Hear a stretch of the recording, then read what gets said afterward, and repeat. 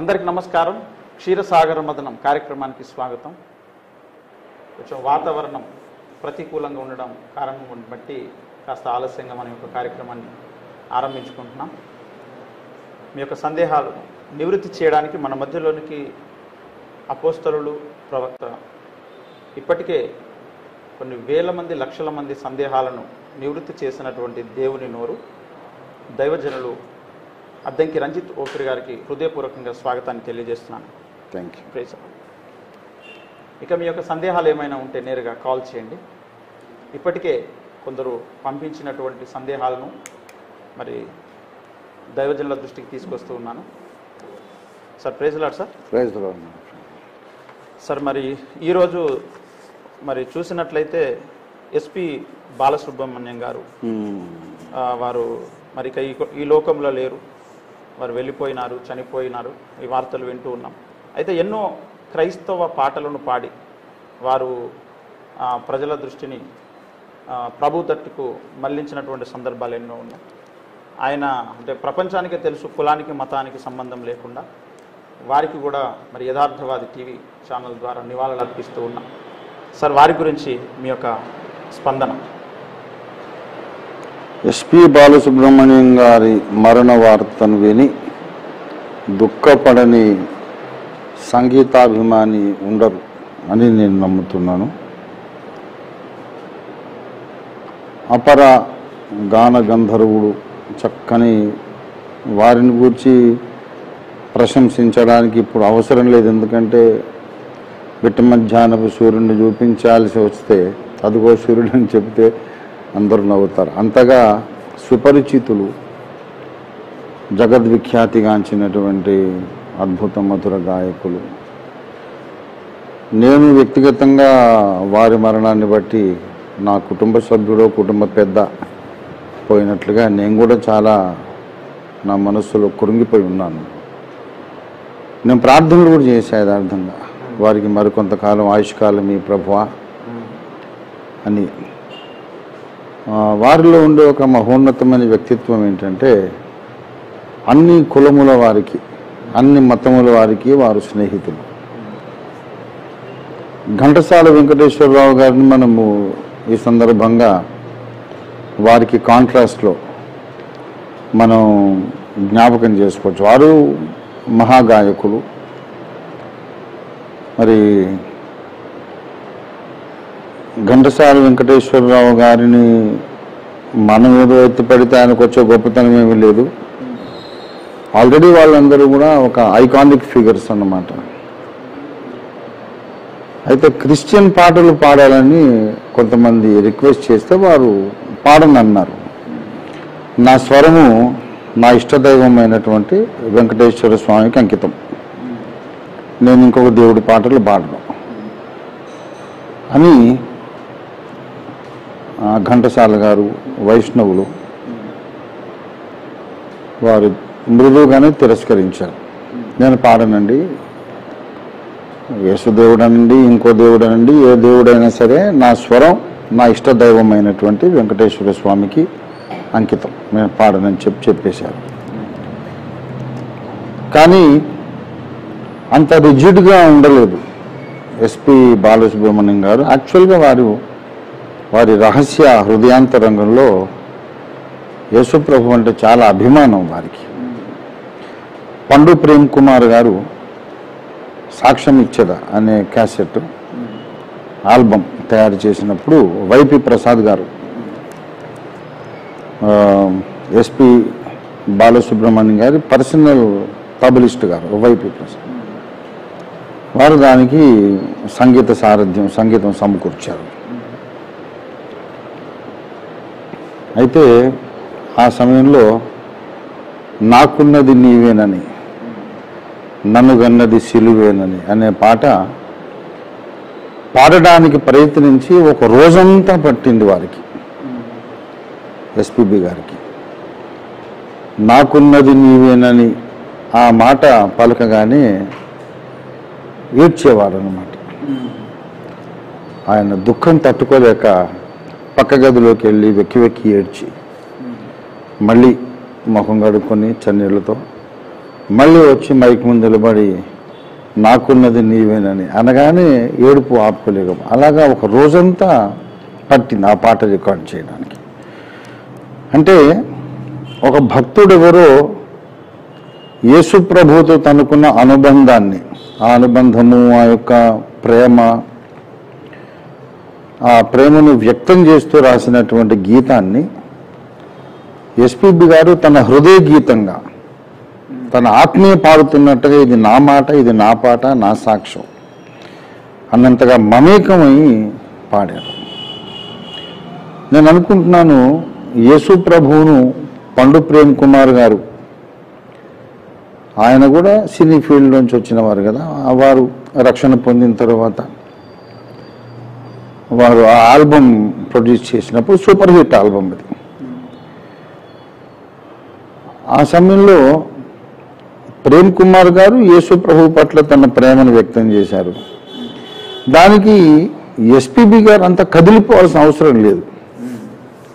అంటే ఆయన హృదయంలో ఎక్కడో ఒక తంత్రి, హృదయ వీణలో ఒక తంత్రి యేసు ప్రభు యొక్క సువార్తకు ట్యూన్ అయి ఉన్నది.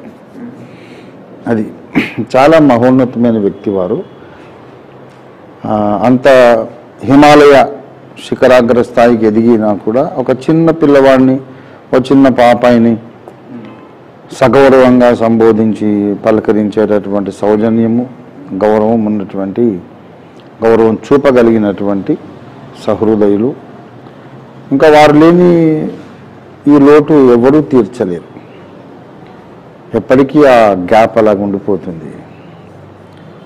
వారికి, వారి యొక్క మహోన్నతమైన వ్యక్తిత్వానికి, సంగీత ప్రపంచంలో వారు సాధించినటువంటి ఆ పరిణతి, పరిపక్వతకు నేను జోహార్లు అర్పిస్తూ యథార్థవాది ఛానల్ పక్షంగా, ఈ ఛానల్ ద్వారా నేను కూడా నా వ్యక్తిగతంగా ఇండియా ప్రజాబంధు పార్టీ అలాగే రాష్ట్రీయ క్రైస్తవ పరిషత్ పక్షంగా నేను నా నివాళులు అర్పిస్తున్నాను. ఈ అవకాశం నాకు ఇచ్చినందుకు మీకు వందనాలు. Okay sir, thank you so much sir. ఒక కాల్ వచ్చింది, తీసుకుంటున్నాను. హలో హలో అండి. ప్రైజ్ అలాట్ అండి. మీ పేరేంటి, ఎక్కడి నుంచి కాల్ చేస్తున్నారు? అదే నా పేరు ప్రభుతేజ్ అండి. ప్రభుతేజ గారు ఎక్కడి నుండి అండి? అదే విశాఖ జిల్లా బంగారమ్మపాలెం అండి. బంగారమ్మపాలెం. ఓకే, ఓఫీర్ సార్ని మీ సందేహం అని ఏమైనా ఉంటే అడగండి, మాట్లాడండి. బ్రదర్ చెప్పండి. ప్రైజ్ లార్డ్ చెప్పండి. నా పేరు ప్రభుతేజ, విశాఖపట్నం బంగారమ్మపాలెం గ్రామం నుండి. మీరు మా మందిరానికి ఒకసారి వచ్చారండి, మా మందిరం ఓపెన్ చేశారు 2016లో. ఓ చాలా సంతోషం. మీ పాస్టర్ గారి పేరండి? మీతో మాట్లాడడం చాలా సంతోషం అండి గారు. మీరే పాస్టర్ గారా, మీ పాస్టర్ గారు వేరే ఉన్నారా? నేనే పాస్టర్ గారు అండి. వా, ప్రభుతేజ పాస్టర్ గారు, చాలా సంతోషం. చెప్పండి. అవునండి అయ్యారు, అవునండి చెప్పండి. అయ్యో నాకు కొన్ని డౌట్లు ఉన్నాయండి, మీ చేత అడిగి తెలుసుకున్నామని. దాంట్లో కొంతవరకు నాకు అవగాహన ఉంది. అది మళ్ళా అంటే కొంతమందిని అడిగినప్పుడు కొంతవరకు క్లారిటీ ఇచ్చారు. పూర్తిగా అది కూడా అది ఎంతవరకు కరెక్ట్ కనుక్కుందాం అన్న ఉద్దేశంతో మళ్ళీ మిమ్మల్ని అడుగుతున్నాను సార్. అడగండి బ్రదర్. ఏం లేదండి, ఇప్పుడు బైబిల్లో రాహాబు ఎరుకో వారితో అబద్ధం ఆడుతారు ఇశ్రాయేల్ ప్రజలను రక్షించడానికి. అలాగే దావీదు గారు తన ప్రాణం రక్షించుకోవడానికి ఏమో ఆకీష్ రాజు దగ్గర అబద్ధం ఆడతారు, అంటే పిచ్చివాన్ నటించారు. అవునండి. మోసే గారేమో ఫరో దగ్గర ఏమనగానే అబద్ధం చెప్తారు. ఏమనంటే మామూలుగా మేము 3 దినాలు పోయి మళ్ళా పూజించుకొని వస్తామన్నట్లుగా ఇశ్రాయేల్ గురించి చెప్తారు. అబ్రహాం గారేమో తన భార్య గురించి మామూలుగా నా చెల్లెలు అని చెప్తాడు. చెల్లెలన్న మాట వాస్తవం అయినప్పటికీ చెప్పలేదన్నమాట. అంటే నా ప్రశ్న ఏంటంటే మంచి ఉద్దేశం నిమిత్తమే అబద్ధం ఆడవచ్చునా అనేది నా ప్రశ్న అంటే గారు. ఖచ్చితంగా ఆడవచ్చు. ఎదే కదా ఇప్పుడు ఈ విషయాల్లో, ఈ విషయాలలో మీరు చెప్పిన సందర్భాల్లో మనకు నేర్పించబడే పాఠం అదే. నేను చాలాసార్లు ఓపెన్గా పబ్లిక్లో నేను సభల్లో ప్రసంగించిన ప్రసంగాల్లో కూడా నేను చెప్పాను ఏంటంటే, సత్యము చెప్పుట వేరు, నిజము చెప్పుట వేరు. సత్యమే చెబుతాను, నిజాలు చెప్పను అన్న. సత్యం చెప్పడం వేరు, నిజం చెప్పడం వేరు. నిజం అంటే అమాయకంగా మనం ఎవరి కోసం మాట్లాడుతున్నామో వాళ్ళకే నష్టం కలిగేటట్టుగా మనం చెబుతున్న మాట సమాజంలో ఎలాంటి నాశనం కలిగిస్తుందా, నష్టం కలిగిస్తుందా, ప్రాణహాని, మానహాని, ధన నష్టము ఇలా కలిగించినా సరే ఉన్నట్టు చెప్తా అనేది మూర్ఖత్వం. ఒక చిన్న పిల్లవాడిని తండ్రి ఉండి నేను ఇంట్లో లేనని చెప్పురా, అప్పులవాడు వచ్చాడు, అప్పులవాడు వచ్చా ఇంట్లో లేనని చెప్పురా అంటే వీడు వెళ్ళి అమాయకంగా మా నాన్న ఇంట్లో లేనని చెప్పమంటున్నారు అని చెప్పేశారట. ఇది జోక్గా మనందరం చెప్పుకునే ఒక ప్రహసనంగా చెప్పుకునే విషయం. లేనని చెప్పమంటున్నారు అని అంటే దొరికిపోయాడు వాడు వచ్చి అంటే ఉన్నాడన్నమాట కదా అన్నాడు, గొడవ అయిపోయింది. అప్పుడు ఎలాగో అప్పు కట్టడం ఎలాగో జరగలేదు, డబ్బులు లేవు కనుకనే కదా ఆ మాట అన్నాడు. రేపు వస్తే డబ్బులు రేపు కడదాం అనుకున్నాడు. వాడు వస్తే నోరు మంచిది కాదు, మామూలుగా అడగడు, బూతులు తిడతాడు. ఇవన్నీ ఎందుకు బాధ? రేపు ఎలాగో కడతాను కదా, ఇప్పుడు లేను అని అంటే రేపు వస్తాడు, అప్పటికి డబ్బు రెడీగా ఉంటుంది అనుకున్నాడు తండ్రి. వీడేమో లేనని చెప్పమంటున్నాడు అనేసరికి వాడు 5 ఏళ్ల పిల్లవాడు, వాడికి అంత లోక జ్ఞానం లేదు. ఇప్పుడు మనం ఎదిగిన వాళ్ళని కూడా వాడిలాగా మాట్లాడడం చాలా తప్పు. నేను ఉన్నట్టే వాస్తవం చెబుతానన్నవాడు పచ్చి మూర్ఖుడు అని నేను ప్రకటిస్తున్నా. ఫర్ ఎగ్జాంపుల్, ఇప్పుడు నా సంఘంలో ఒక అమ్మాయి ఉన్నది అనుకోండి. ఫర్ ఎగ్జాంపుల్, కొంతకాలము లోక సంబంధంగా స్నేహాలతో బాయ్ ఫ్రెండ్స్తో షికార్లు చేసి హ్యాపీగా లైఫ్ ఈ లోక సంబంధంగా ఎంజాయ్ చేసింది.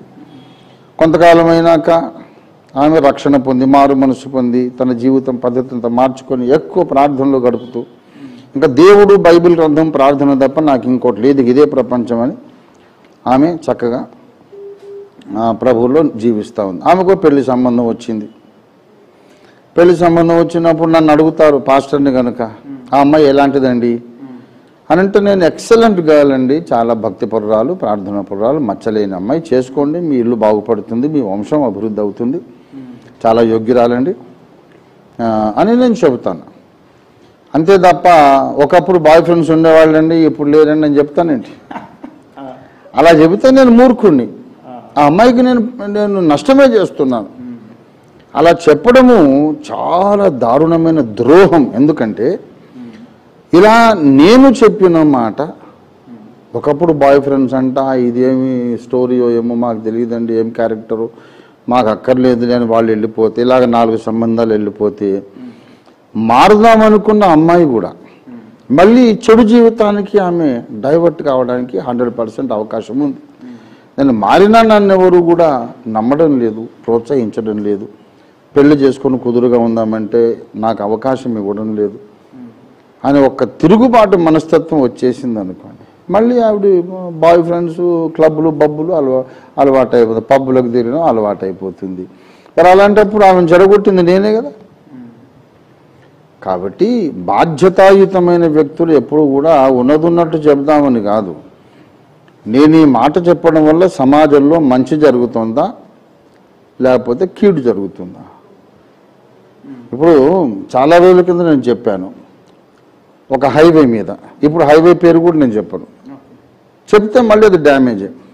ఒక హైవే మీద ఈ వీడియో కోచ్లు కొత్తగా బాగా స్టార్ట్ అయినటువంటి ఆ రోజుల్లో పలానా ఒక ఊర్లో బస్సు ఆగగానే వస్తారు కొంతమంది, కళ్ళు కావాలా అని అడుగుతారు, వద్దు అంటే పిల్ల కావాలా అని అడుగుతారు అని ఈ వార్త మనకు ఈనాడు లాంటి లీడింగ్ మ్యాగజైన్స్లో, న్యూస్ పేపర్స్లో వచ్చింది.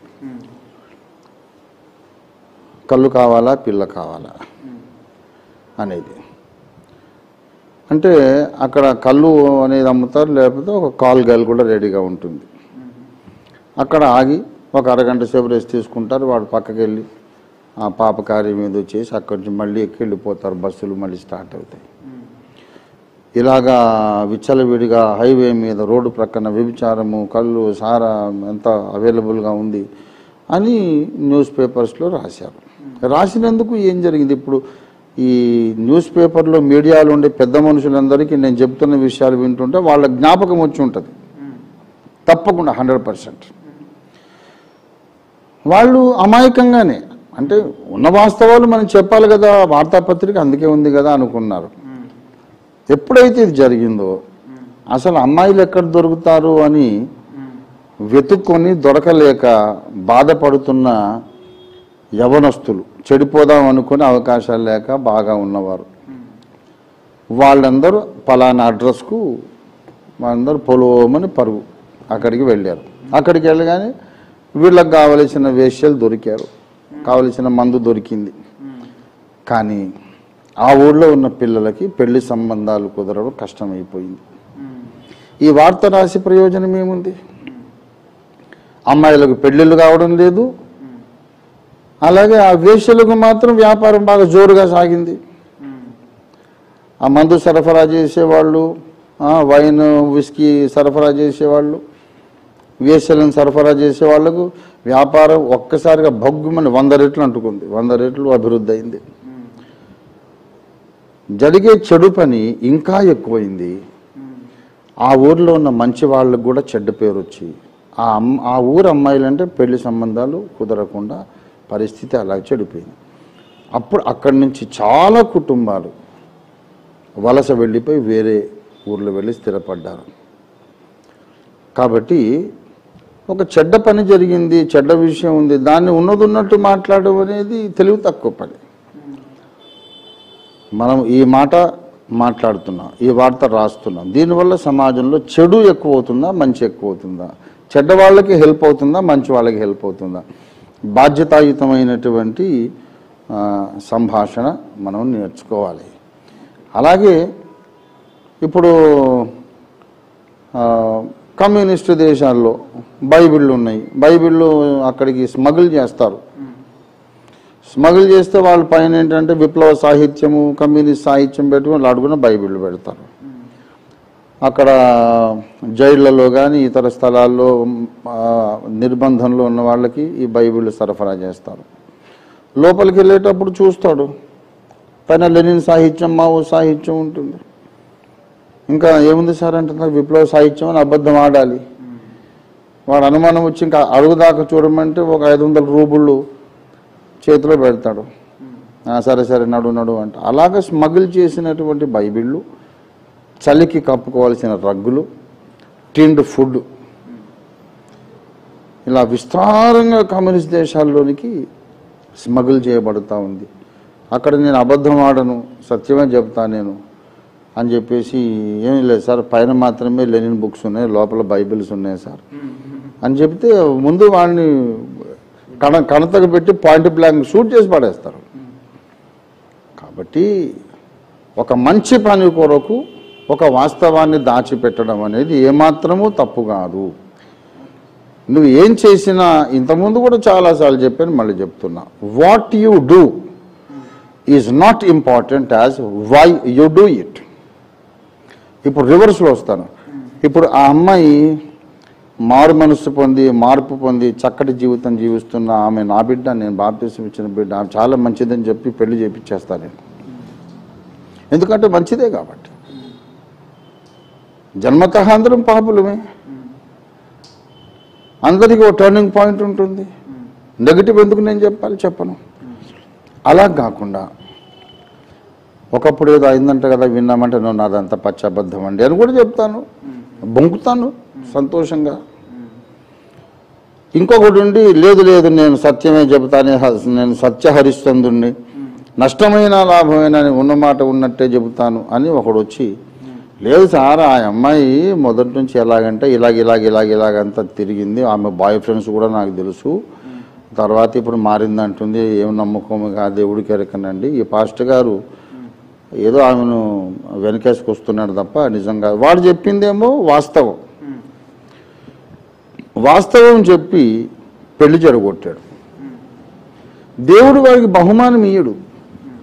ఓరి దుర్మార్గుడా, ఒక ఆడపిల్ల జీవితం స్థిరపడకుండా సెటిల్ కాకుండా నీ బోడి సత్యహరిశ్చంద్రుని అని చెప్పుకొని ఆ బోడి వేదాంతం కొరకు నువ్వు ఒక నిండు ఆడ జీవితాన్ని, స్త్రీ జీవితాన్ని నువ్వు బలి చేసావు, బాగుపడకుండా చేసావు, దేవుడు వాడిని శిక్షిస్తాడు.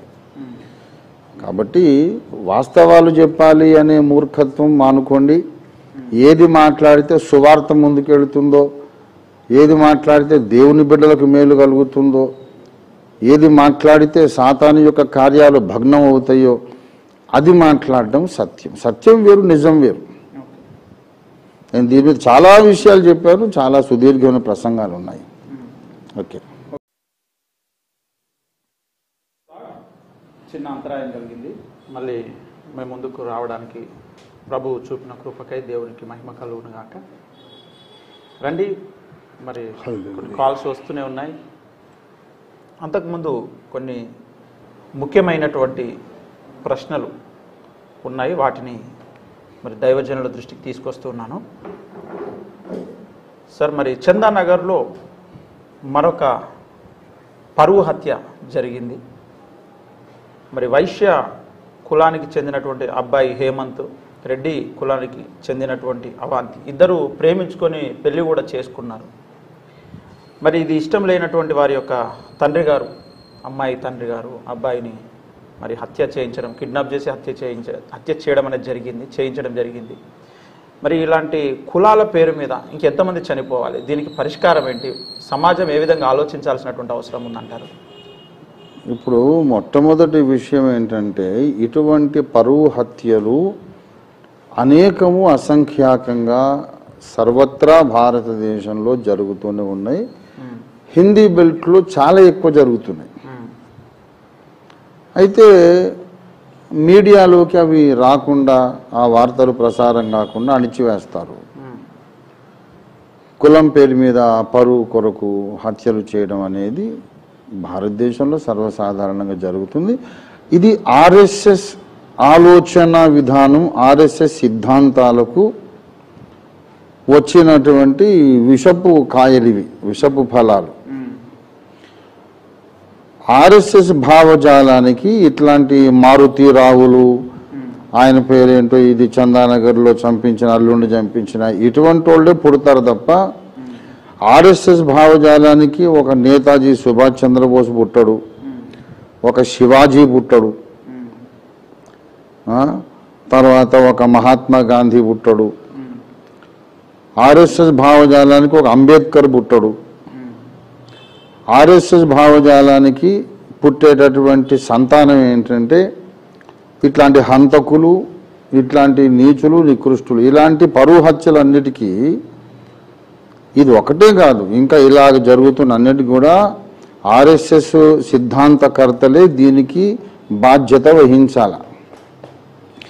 ఆర్ఎస్ఎస్ యొక్క ఇంకొక ముఖమైనటువంటి రాజకీయ ముఖమైనటువంటి బీజేపీ, భారతీయ జనతా పార్టీ, ప్రస్తుత పాలక వర్గం, పాలక పార్టీ ఈ హత్యలన్నిటికీ కూడా బాధ్యత వహించాలి. ఈ హత్యలు ఆగవు, ఇంకా జరుగుతూనే ఉంటాయి. ఎప్పటిదాకా బీజేపీ లాంటి మతతత్వ శక్తులు అధికార పీఠం మీద ఉంటాయో ఇలాంటివి ఆపడం ఎవరి తరము కాదు. ఎందుకంటే అధికార వర్గంలో, అధికార హోదాలో, పరిపాలక హోదాలో ఉన్నటువంటి వ్యక్తులే ఇన్స్టిగేట్ చేసి మనుషులందరూ సమానం కాదు అనే భావజాలాన్ని, ఒకడు నీచుడు, ఒకడు ఉన్నతుడు, బై బర్త్, బై క్యారెక్టర్ కాదు, పుట్టుకతోనే గొప్పవాడు, పుట్టుకతో నీచుడు అనే పనికిమాలిన నికృష్టపు మరి అమానుష సిద్ధాంతాలు, మానవతావాదానికి వ్యతిరేకమైన సిద్ధాంతాలు వారు ప్రచారం చేసి ఈ హత్యల్ని ఎలా ఆపుతారు? రామ్నాథ్ కోవింద్ గారిని బ్రహ్మదేవాలయానికి రానివ్వలేదు, మొన్న రామాలయం శంకుస్థాపనకు వారికి ఆహ్వానం లేదు, దళితుడు కాబట్టి. ఇలాంటి నికృష్ట సిద్ధాంతాలను ప్రచారం చేస్తూ ప్రమోట్ చేస్తున్నటువంటి ఈ పాలకులు ఈ పరువు హత్యలు ఎలాగ ఆపగలుగుతారు? ఆపలేరు. దీని పరిష్కారం ఏంటంటే ఇండియా ప్రజాబంధు పార్టీ అధికార పీఠంలో న్యూఢిల్లీలో కూర్చోవాలి. Because India Prajabandhu party is the only real Ambedkarite party. ఇంకా ఏది కూడా అంబేద్కరైట్ పార్టీ కాదు. మిగిలిన వాళ్ళందరూ కూడా అంబేద్కరిస్టులు. ఎంతవరకు అంబేద్కరిస్టులు అంటే ఏప్రిల్ 14న బాబాసాహెబ్ విగ్రహానికి దండ వేసే వరకే వీళ్ళు అంబేద్కరిస్టులు. ఎవడైనా వాళ్ళ ఇంట్లో కానీ, వాళ్ళ కులంలో కానీ, వాళ్ళ ఊర్లో కానీ కులాంతర వివాహాలు 100ల కొలది చేయించిన వాడు ఉన్నాడా? ఎవరు లేడు, నేను ఒక్కడే. కాబట్టి హృదయపూర్వకంగా మనవాదాన్ని ద్వేషిస్తూ కుల వ్యవస్థను కూల్చివేయాలని కమిట్మెంట్ కలిగి త్రికరణ శుద్ధిగా 40 ఏళ్లుగా నిలబడి పోరాటం చేసినటువంటి అధినాయకుడు కలిగినటువంటి పార్టీ ఇండియా ప్రజాబంధు పార్టీ. కాబట్టి మన పార్టీ ఎప్పుడైతే ఢిల్లీలో కూర్చుంటుందో 2 ఇమ్మీడియట్గా ఆగిపోతాయి. 2 నేరాలు, ఒకటేమో మానభంగాలు ఆగిపోతాయి. ఎందుకంటే మర్మాంగ ఖండన అనేది ఫస్ట్ మేము బిల్ పాస్ చేస్తాం. రేపిస్టుకు మర్మంగాలు కోసిపారేయాలి. అట్లా 4, 5, 10 మందికి చేస్తే ఇంకోటి రేపు చేయాలనే ఆలోచన కూడా రాదు. ఆలోచన వచ్చిన నిద్రలో వాడు గుండాకి చేస్తాడు భయానికి, లైఫే ఉండదు కనుక. రెండవది ఈ కులం హత్యలు అనేవి లేకుండా పోతాయి మేము అధికారంలో ఉంటా. అప్పటిదాకా ఎవరు ఉన్నా కూడా ఈ హత్యలు ఆగవు. కాంగ్రెస్ అధికారంలో ఉన్నప్పుడు కూడా ఇలాంటివి ఎన్నో జరిగినాయి. ఎందుకంటే అన్యాపదేశంగా ఇండైరెక్ట్గా వాళ్ళు కూడా మనవాదులే. ఖచ్చితమైన కరడు కట్టినటువంటి అంబేద్కరిస్ట్ పార్టీ మేము చెబుతున్నాం. ఇప్పుడు ఏంటంటే 500 మంది అంబేద్కర్ లాంటి మేధావులను, అంబేద్కర్ లాంటి విశాల హృదయులను, కులతత్వమే లేదు, కులం అనేది ఒక మూఢనమ్మకం అని త్రికరణ శుద్ధిగా నమ్మినటువంటి మహాశయుడు, మహానుభావుడు బాబాసాహెబ్ లాంటి ప్రతిరూపం అయినటువంటి 500 మంది ఎంపీలను కూర్చోబెడతాం అని మేము ఆశిస్తున్నాం, ప్రయత్నం చేస్తున్నాం. అదే జరిగిన నాడు ఇవి జరగవు. ఇక 500 మంది అంబేద్కర్లు కూర్చున్నారు అనుకోండి పార్లమెంట్లో, ఇలాంటి వాళ్ళు అసలు అడ్రస్ కూడా ఉండరు. కనుక అదొకటే పరిష్కారం. వీళ్ళు ఇట్లాగే దళితులందరూ బీజేపీ జెండాలు మోసి, దళితులందరూ బీజేపీ పార్టీలో ఉండి ఈ దళితులను చంపుతున్న వాళ్ళ జెండాలు దళితులు ఎందుకు మోస్తున్నారు నాకు అర్థం కాని విషయం. దీనికి దళితులు కూడా ఒక 50% కారణమే. ఇవాళ జరిగిన కుల హత్యకు బీజేపీ జెండాలు మోసిన దళితులు కూడా బాధ్యులే. ఇప్పుడైనా వాళ్ళు సిగ్గుపడి ఇట్లాంటి నికృష్టుల జెండాలు మేము ఎందుకు మోసామని వీళ్ళందరూ కూడా ఇండియా ప్రజాబంధు పార్టీలోకి రమ్మని నేను పిలుపునిస్తున్నా. లేకపోతే ఇంక అనేక మంది దళితులు ఇలాగ బలైపోతారు. దళితులను పరువు కోసం చంపిస్తున్నటువంటి భావజాలాన్ని ప్రమోట్ చేస్తున్న పార్టీ జెండాలు దళితులు ఎందుకు మోస్తున్నారు? ఆలోచన లేదా? బాబాసాహెబ్ మీద ఏమన్నా గౌరవం ఉందా? కాబట్టి ఇదంతా దళితులు చేజేతులు చేసుకున్నటువంటి స్వయంకృతాపరాధం. ఆ తప్పు దిద్దుకోవాలి, అందరూ ఐపీబీపీలో రావాలి. అప్పుడే దేశం ఒక సరైన పట్టాల మీద నడుస్తుంది. Yes, thank you so much. అందరూ కూడా ఈ యొక్క విషయాన్ని పబ్లిక్ చేయాల్సినటువంటి అవసరం ఉంది. దేశంలో ఉన్న పరిస్థితులు చాలా దారుణంగా ఉన్నాయి. ఎంతో మందికి కడుపు కోతను మిగులుస్తూ ఉంది ఈ పరువు హత్యలు, అంతేకాకుండా రేప్ కేసులు అనేటివి. మరి వీటికి ఖచ్చితమైనటువంటి పరిష్కారం ప్రత్యామ్నాయంగా అంబేద్కర్ పార్టీ వస్తేనే తప్ప దీనికి పరిష్కారం లేదు. ఇండియా ప్రజాబంధు పార్టీ అధ్యక్షులు రంజిత్ గారు తెలియజేస్తూ ఉన్నారు, మేము మొట్టమొదట ప్రవేశపెట్టేటువంటి బిల్లులు 2. ఒకటి, రేప్ చేసేటువంటి వారికి మర్మాంగ ఖండన, ఈ యొక్క పరువు హత్యలు, కుల హత్యలు చేస్తున్నటువంటి వారికి పనిష్మెంట్. ఇలాంటివి ఇంకా జరగడానికి వీలు లేకుండా వారు చట్టాలు తీసుకొస్తామంటూ తెలియజేయడం జరుగుతూ ఉంది. కనుక యథార్థవంతులు, సమాజంలో ఉన్న ఆలోచన పరులు, వారు ఏ పార్టీలో ఉన్నా, ఏ కులంలో ఉన్నా, ఏ మతంలో ఉన్నా, మనం ఇలాంటి పార్టీని, ఇలాంటి నాయకత్వాన్ని మనం ముందుకు తీసుకెళ్లాల్సిన అవసరం ఉంది. చట్టసభల్లో కూర్చోబెట్టాల్సినటువంటి అవసరం ఉంది. కాబట్టి యథార్థవంతులైనటువంటి యవ్వనస్తులు, తల్లిదండ్రులు అందరూ కూడా ఆలోచించి ముందుకు రావాలని మనస్ఫూర్తిగా కోరుతా ఉన్నాం. Thank you so much sir. Okay sir, thank you so much sir. ఇప్పుడు ఏ మత దేవాలయానికి వెళ్ళాలన్నా అక్కడ డిక్లరేషన్ అనేది కంపల్సరా? ఈ మధ్య తిరుమల తిరుపతి దేవస్థానంలోనికి వెళ్ళాలంటే ప్రతి ఒక్కరు కూడా ఇతర మతస్థులు వచ్చినప్పుడు డిక్లరేషన్ ఫామ్ మీద సిగ్నేచర్ చేసిన తర్వాతనే దేవాలయంలోనికి వెళ్ళాలి అనేటువంటిది ఇప్పుడు బీజేపీ, టీడీపీలో ఉన్నటువంటి నాయకులు, కార్యకర్తలు కొంతమంది దీనికి కావాలని ముందుకు తీసుకొస్తా ఉన్నారు. ఇప్పుడు తెలుగుదేశం పార్టీకి ఉన్న అవసరం ఏంటంటే జగన్ గారి ప్రభుత్వాన్ని బలహీనపరచాలి. వాళ్ళ రాజకీయ అవసరం అది. అందుకని బీజేపీ ముందు ఈ పాట ఎత్తుకుంటే వీళ్ళు తందాన అని తెలుగుదేశం వాళ్ళు కూడా అంటున్నారు. నేను చెబుతున్నాను, బీజేపీ వాళ్ళు ఏమంటున్నారు, వాళ్ళ యొక్క టార్గెట్ అంతా జగన్మోహన్ రెడ్డి గారు, ఆంధ్రప్రదేశ్ సీఎం గారు. ఆయన మొన్న వెంకటేశ్వర స్వామికి పట్టు వస్త్రాలు తీసి సమర్పించారు. ఆ సమయంలో నేను వెంకటేశ్వర స్వామి దేవుడని నమ్ముతున్నాను అని డిక్లరేషన్ ఇచ్చి సంతకం చేసి లోపలికి వెళ్ళాలి. ఒక క్రైస్తవుడు నువ్వు ఎలాగెళ్తావు లోపలికి అని ఇప్పుడు జగన్మోహన్ గారిని ఇరకాటంలో పెట్టాలి అనే ఉద్దేశంతో బీజేపీ ఒక పాట ఎత్తుకుంది. టీడీపీ కూడా మరి వాళ్ళకి గత్యంతరం లేదు. ఇప్పుడు బీజేపీకి తానాన్ని వంత పాడితేనే జగన్ గారు బలహీనపడతారు. మరి ఈ విషయంలో నేను ఒక కౌంటర్ ఇస్తున్నాను. నేను ఏంటంటే,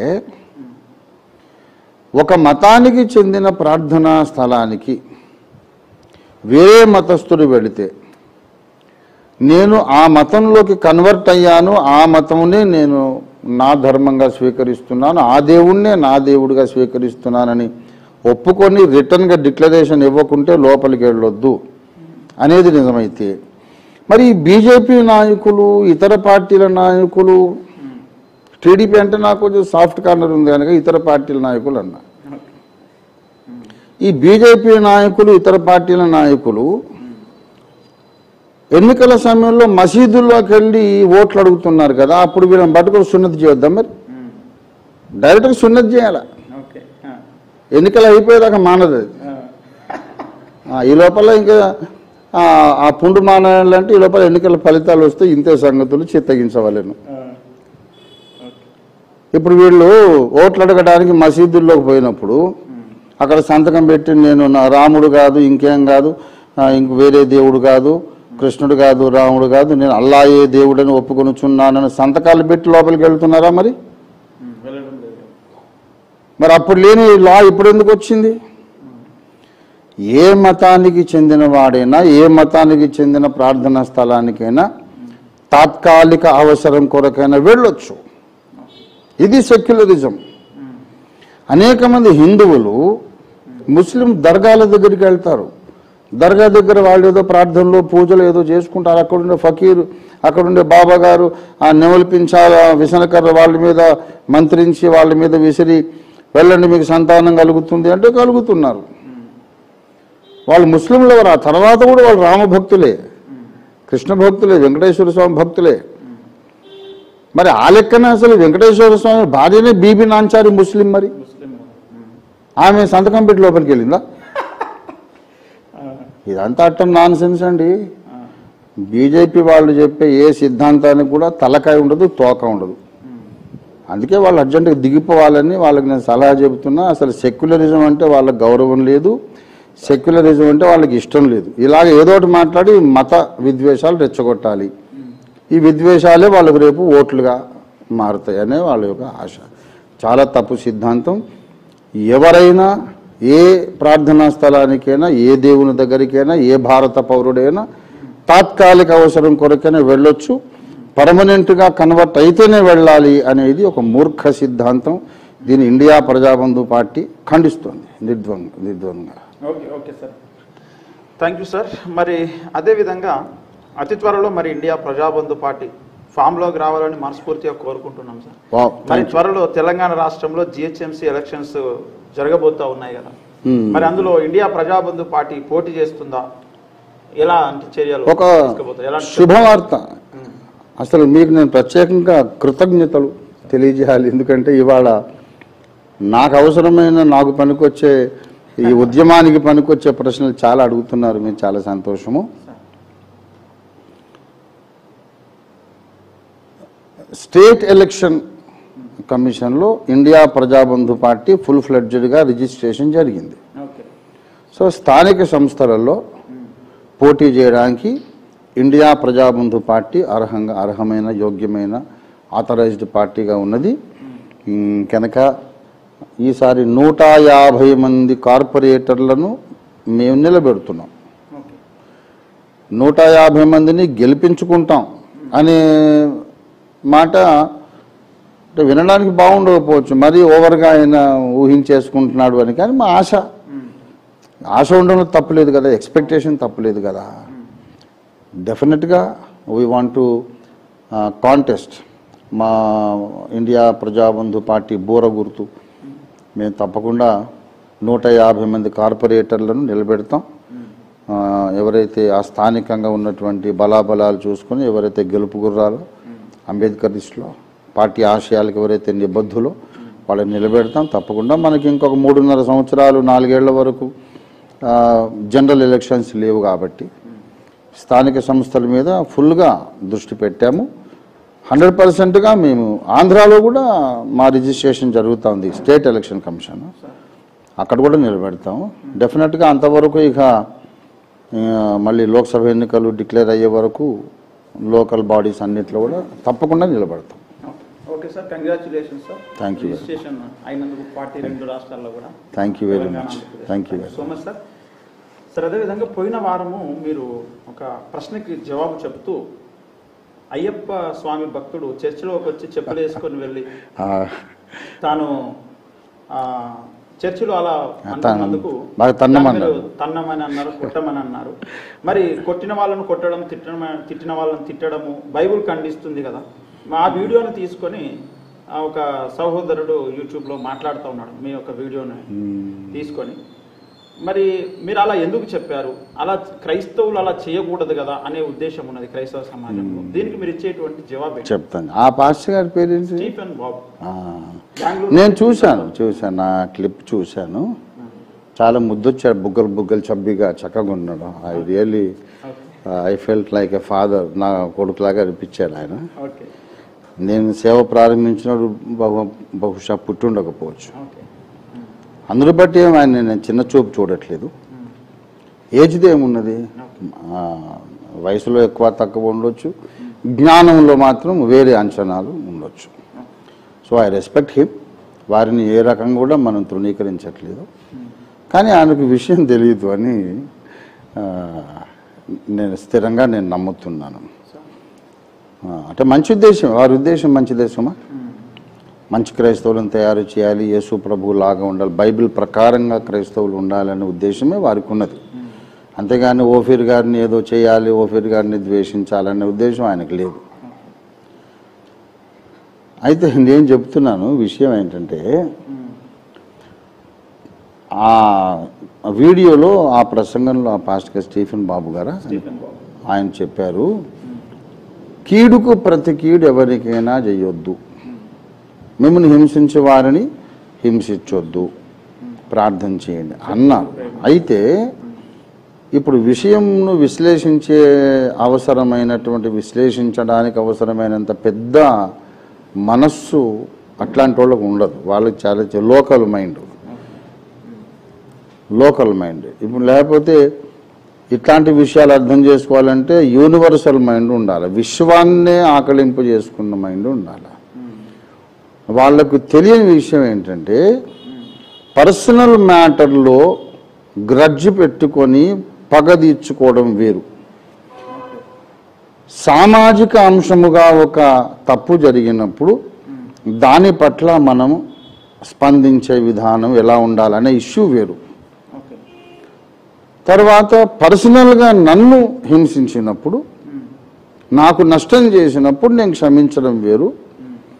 దేవునికి విరోధంగా ఒకడు పని చేసినప్పుడు వాణ్ణి క్షమించడం వేరు. ఇది క్రైస్తవ నాయకులకు తెలియదు.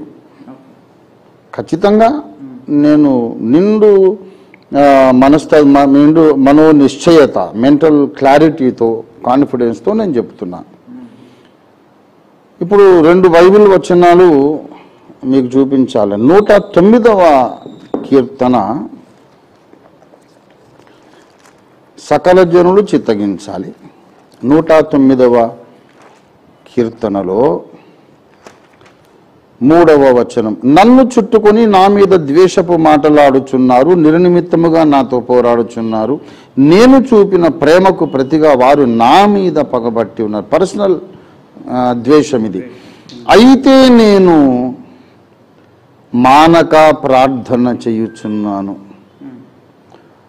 అంటే నేను పర్సనల్గా చాలా మందిని ప్రేమించాను, వాళ్ళు నాకు కీడు చేస్తున్నారు, అయినా సరే వాళ్ళ కొరకు నేను ప్రార్థన చేస్తున్నాను. ఇది దావీదు భక్తుని యొక్క భక్తి. కానీ 139వ కీర్తనలోకి వచ్చి ఇదే దావీదు భక్తుడు ఏమంటాడంటే 21, యెహోవా నిన్ను ద్వేషించు వారిని నేను ద్వేషించుచున్నాను కదా, నీ మీద లేచు వారిని నేను అసహించుకొనుచున్నాను కదా, వారి యందు నాకు పూర్ణ ద్వేషము కలదు, వారిని నాకు శత్రువులనుగా భావించుకొనుచున్నాను అంటాడు. ఇతనినే దేవుడు నా చిత్తానుసారమైన మనస్సు కలిగిన వాడు అని దేవుడు చెప్పాడు. A man after God's own heart. ఒకే దావీదు లోపల మనోవైఖరిలో ఎంత డిఫరెన్స్ ఉన్నదో చూడండి. నా ప్రేమను అనుభవించారు, నా ద్వారా ఎంతో మేలు పొందారు, నన్ను ద్వేషిస్తున్నారు, అయితే వాళ్ళ కొరకు నేను ప్రార్థిస్తున్నాను అన్నాడు. కానీ ఇక్కడ దేవుని మీద ఎవరైతే లేస్తున్నారో, ద్వేషం పెట్టుకున్నారో వాళ్ళని నేను శత్రువులుగా భావిస్తున్నాను అన్నాడు. పర్సనల్గా అది ఇక్కడ ఇష్యూ. దేవుని కొరకు దేవుని సైనికుడిగా మాట్లాడుతున్నాడు. ఇప్పుడు గొలియాతు మీదకి దావీదు ఎందుకు వెళ్ళాడు? వీరిని చంపిన ఎడల వానికి ఏమి బహుమానం ఇస్తాడు, బహుమానం అని ఎందుకు అడిగాడు? గొలియాతుకు దావీదుకి ఏమన్నా పర్సనల్ ఇష్యూస్ ఉన్నాయా, గ్రడ్జ్ ఉందా, ద్వేషం ఉందా, ఏమన్నా? ఏం లేదు కదా. అసలు వాడి ముఖమే వీడికి తెలియదు, ఈ వీడి ముఖమే వాడు ఏమి తెలియదు. చిన్నపిల్లవాడు, వాడే ముదురు, మీరే రండి అనుకునే పరిస్థితి. అంత గ్రడ్జ్ ఏంటి వీళ్ళు లేపేస్తానని? జీవము గల దేవుని సైన్యములను తృణీకరించుటకు ఈ సున్నతి లేని ఫిలిస్తీయుడు ఏ పార్టీ వాడు అన్నాడు. కాబట్టి 1000 సంఘాలు కట్టి 800 మంది పాస్టర్లను ట్రైనప్ చేసి అభిషేకించిన నాకు క్షమించాలి, తగ్గించుకోవాలని ఈ పిల్లోడు చెప్పాల్సిన అవసరం లేదు కదా. ఇప్పుడు ఏమంటారు, క్షమించాలి, సహించాలి, అవమానము సహించినాడు, నాస్తికుని మార్చుకున్నాడు అని చెప్పాడు కదా దాని టైటిల్. మరి నన్ను ఎవడు కొట్టలేదు, నేనేమి ఇంకో చెంప అప్పగించలేదు, జస్ట్ సువార్త ప్రకటించి అనేక మంది నాస్తికులను రక్షణలోకి నడిపించాను. మరి దాన్ని ఏమంటారు? ఇప్పుడు మన మినిస్ట్రీ జనరల్ సెక్రటరీ గారు పాస్టర్ యాదాల అబ్బుల్ గారు, ఆయన ఎప్పుడు చెప్పుకుంటాడు, నేను నాస్తికుడినండి, నేను కమ్యూనిస్ట్ పార్టీ సిపిఐ కార్యకర్తను, దేవుడున్నాడు అని నన్ను ఒప్పించింది రంజిత్ తోఫీర్ గారే. మరి ఆయన నన్ను కొట్టలేదు, నేను ఇంకో చెంప చూపెట్టను లేదు. మన దగ్గర రక్షణ పొందిన నాస్తికులు బోల్డ్ మంది ఉన్నారు. సువార్త ప్రకటించాను, పరిశుద్ధాత్మ దేవుడు వాళ్ళ కళ్ళు తెరిచాడు. ఒక నాస్తికుడు మారాడు అంటాడు ఈయన. మన దగ్గర అనేక మంది నాస్తికులు మారారు. కాబట్టి అదంతా ఆయన తెలిసి తెలియని చిన్నపిల్లాడి వ్యవహారం. అది నేను ఒకటి అడుగుతున్నాను, ఒకానొక నగరములో, ఒకానొక సంఘంలో, ఒకానొక గొప్ప భక్తుని పిలిచి ఆయన కథ చెప్పుకొచ్చాడు. కానీ మరి ఆ నగరం ఎక్కడ, అడ్రస్ ఎక్కడ, ఆ పాస్టర్ గారి పేరేంటి, మారిన నాస్తికుని పేరేంటి, ఇది ఎక్కడ జరిగిందో చెబితే స్టీఫెన్ బాబు గారికి ఇప్పుడు ఈ ఛానల్ ద్వారా నేను విజ్ఞప్తి చేసుకుంటున్నా, కొంచెం ఆ అడ్రస్ ఏదో కూడా మీరు చెప్పుంటే బాగుండేది. నేను వెళ్ళి అక్కడ మోకరించి ప్రార్థన చేయించుకుంటాను. ఆ మారిన నాస్తికుడిని తీసుకొచ్చి యథార్థవాది ఛానల్లో మనం సాక్ష్యం చెప్పిద్దాం. నాకెవరు సువార్త చెప్పలేదండి, ఆ పాస్టర్ గారి యొక్క ప్రేమను, సహనాన్ని చూసి నేను మారాను. ఇప్పుడు ఆ మారిన నాస్తికుడు ఎక్కడున్నాడు? సాక్షిగా జీవిస్తున్నాడా? బాప్తిసం పొందాడా? మరి ఏడి? ఆయన ఒక యథార్థ సంఘటన చెబుతున్నాను. ఒకానొక నగరములో ఒకానొక గొప్ప భక్తుని పిలిచాడు, ఆయన ఇలా చేయాలి. అది అంతా చచ్చిపోయిన బర్రె పగిలిపోయిన కొన్ని పాలిచ్చేదన్నాడు చెప్తున్నాడు ఆయన. చచ్చిపోయిన బర్రె పగిలిపోయిన కొండడు పాలిచ్చేది అంటే మా బర్రె చాలా పాలిచ్చేదని చెప్పాడట. అంటే ఏదా బర్రె అంటే ఇప్పుడు ఏది లేని చచ్చిపోయిందని.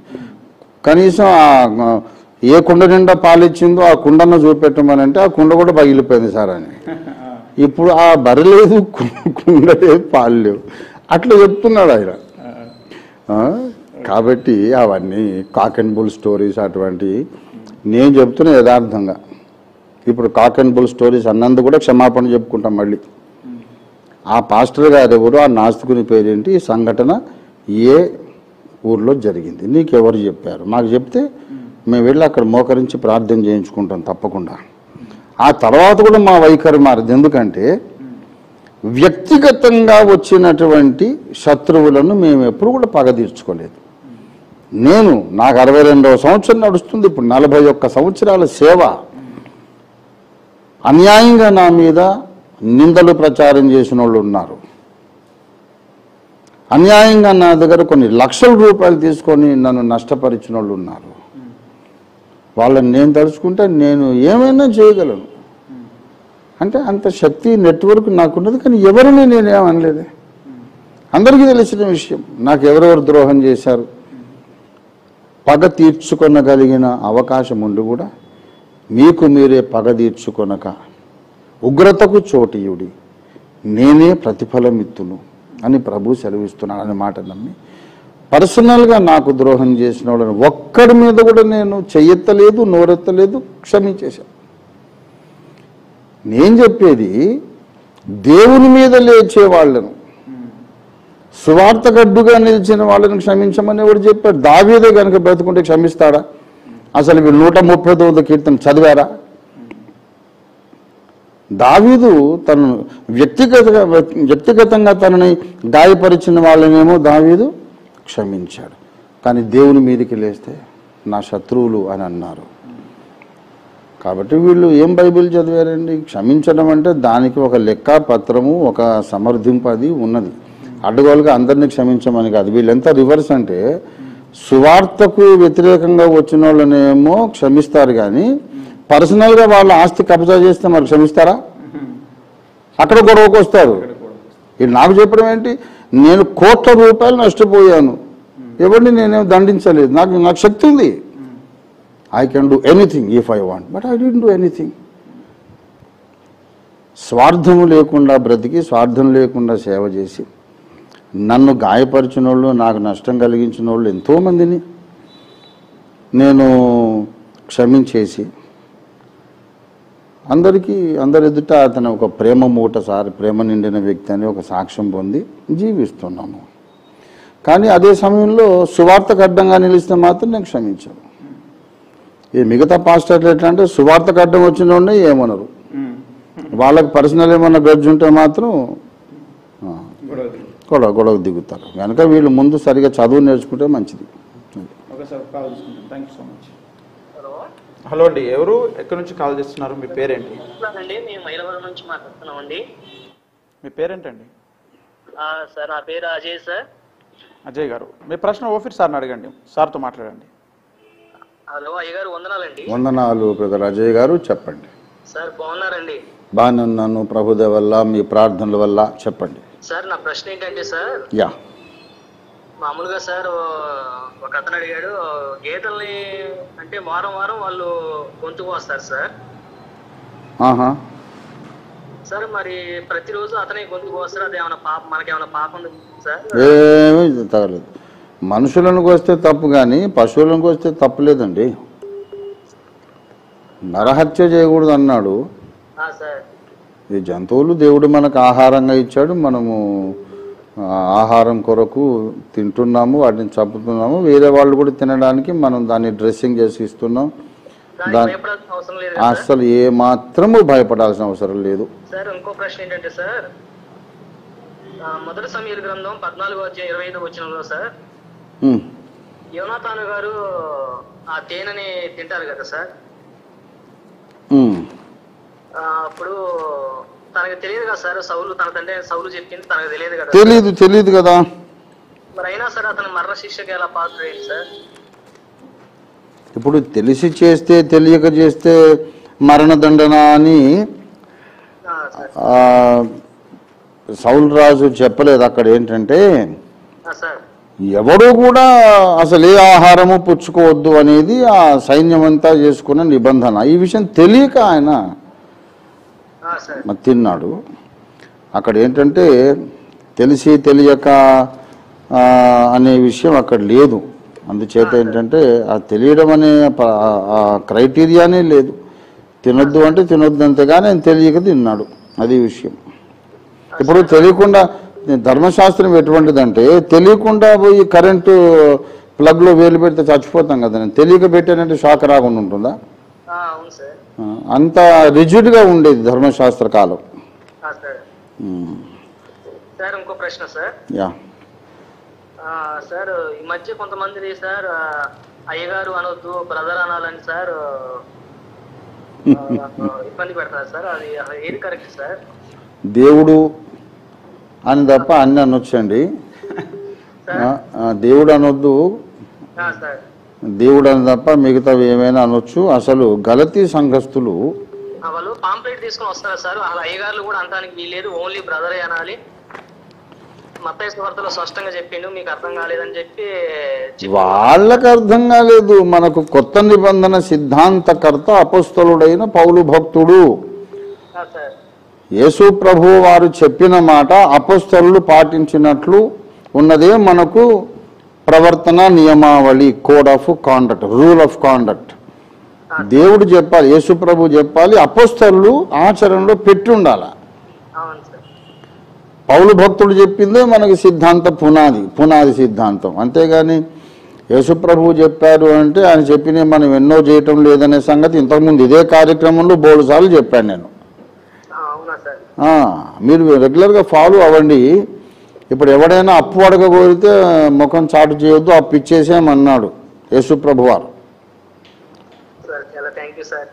మరి అన్నీ పాటిస్తున్నానంటే ఎవరైనా మైలు దూరం రమ్మంటే 2 మైళ్ళు పొమ్మన్నాడు. వీళ్ళు వెళ్తారా? మరి నేను పిలుస్తాను ప్రతిరోజు. Thank you. ఇప్పుడు మీ మాటల వల్ల నేను కూడా చాలా బలపడ్డాను. థ్యాంక్ యూ అజయ్ గారు, God bless you. Okay sir, thank you so much. సరే, దావీదును కూర్చున్నటువంటి ఒక విషయం సార్. దావీదు బత్షెబాతో పాపం చేశాడు, బత్షెబా గర్భవతి అయ్యింది. ఆ గర్భవతి కావడానికి కొన్ని నెలల సమయం పడుతుంది. నాతాను ప్రవక్త వచ్చి దావీదుతో అన్నాడు, నువ్వు పాపం చేశావని చెప్పాడు.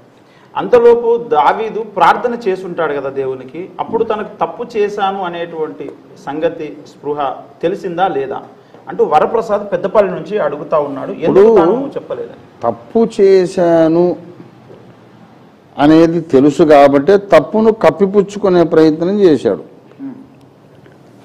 తప్పు చేశాను అనుకున్నాడు కనుకనే యుద్ధరంగం నుండి ఊరియాను పిలిపించాడు. అప్పుడు పిలిపించాడు పని కట్టుకొని. ఎందుకు? నా దగ్గరికి ఊరియా వస్తే రాత్రి వెళ్ళి భార్య దగ్గర పడుకుంటాడు కదా, వాళ్ళ కలయిక కూడా జరుగుతుంది కదా. అప్పుడు వచ్చిన గర్భానికి భర్తే బాధ్యుడు, యుద్ధరంగంలో మధ్యలో వచ్చాడు కనుక అప్పుడు ఆమె గర్భం వచ్చిందని ప్రజలు అనుకుంటారు, నా మీదకి అనుమానం రాదు. తర్వాత సీక్రెట్గా పుట్టిన పిల్లవాడు నా విత్తనమే కనుక స్పెషల్ ఫేవర్ సీక్రెట్గా ఏమైనా చేయవచ్చు, కానీ నా పాపం అయితే బయటికి పొక్కకుండా ఉంటుంది అనుకున్నాడు ఆయన. కనుక తప్పు అని తెలుసు కనుకనే కవర్ చేసుకునే ప్రయత్నం చేశాడు. అయితే ఈ ప్లాన్కు ఊరియా సహకరించలేదు. నా సహోదరులందరూ యుద్ధరంగంలో ఉండి ప్రాణాపాయ స్థితిలో ఉంటుండగా నేను నా భార్య దగ్గర పడుకుంటాను పోయి, అట్లా ఎన్నటికీ కుదరదు, నేను ఇక్కడే ఉంటాను అన్నాడు. వీడు అతి భక్తుడు, అతి రాజభక్తుడు. ఈయన యొక్క కవరింగ్ ప్లాన్కు సహకరించట్లేదు. అప్పుడు రెండో ప్లాన్ బి వేశాడు. వచ్చాడు కానీ భార్య దగ్గరికి పోయి పడుకొనే వచ్చాడు అని ప్రజలు అనుకోవడానికి, కాదు నేను ఆ రాత్రి అక్కడికి పోనే లేదు కదా అని చెప్పడానికి, ఊరియా అనేవాడు భూమి మీద లేకుండా ఉండటానికి వీడిని చంపించేశాడు. ఎలా చంపించాలి? యుద్ధము బలముగా జరిగే చోట వీడిని పెట్టు, బలంగా జరుగుతున్న చోట, ఎక్కువ బాణాలు ఈటలు దూసుకొస్తున్న చోట ఉంటే వీడు చచ్చిపోవడానికి అవకాశం ఎక్కువ ఉంది. కనుక మనమే చంపినట్టు తెలియకుండా వాడు చచ్చిపోయే ఏర్పాటు చేయి. అప్పుడు జనాలు అదేంటి భర్త యుద్ధరంగంలో ఉన్నాడు, భార్య ఎట్లా గర్భిణైంది అని అడిగితే, కాదు మధ్యలో యోవాబు పని మీద పంపాడు కదా, అప్పుడు కలుసుకొని ఉంటారులే అని జనాల్ని మభ్య పెట్టడానికి ఇంత ప్లానింగ్ చేశాడంటే తప్పుని తెలిసినందుకే కదా. కనుక డెఫినెట్గా తెలియకుండా ఏం లేదు, చేశాడు. తప్పని తెలిసే చేశాడు. Hello good evening sir. Very good evening అండి. మీ పేరేంటి, ఎక్కడి నుంచి కాల్ చేస్తున్నారు? నా పేరు రవికిషోర్ అండి, విజయనగరం నుంచి కాల్ చేస్తున్నానండి. ఓకే, మీ సందేహం ఓఫీర్ సార్తో మాట్లాడండి. పాస్టర్ గారు నమస్తే సార్. నమస్తే రవికిషోర్ గారా మీరు? రవికిషోర్ సార్, రవికిషోర్. విజయనగరం రవికిషోర్ గారు. మీరు మెడికల్ డాక్టర్ గారండి? మెడికల్ డాక్టర్ కాదు సార్. మీరు డాక్టర్ రవికిషోర్ అన్నట్టున్నారు. రవికిషోర్. సరే చెప్పండి. మాస్టర్ డౌట్ ఏంటంటే ప్రకటన గ్రంథంలో 1వ అధ్యాయము 7వ వచనంలో ప్రభు 2వ రాకడలో ప్రతి నేత్రము ఆయన చూచునని ఉంటది కదా సార్. ప్రతి నేత్రము ఆయన చూచునని ఉంటది. అయితే మా ఫ్రెండ్ కొంచెం సైంటిఫిక్ ఆలోచిస్ట్ ఉంటాడు, తను అడుగుతున్నాడు భూమి గుండ్రంగా ఉంటది కదా, ప్రతి నేత్రం ఒకేసారి ఆయన ఎలా చూడగలుగుతుంది అని అడిగాడు అనమాట.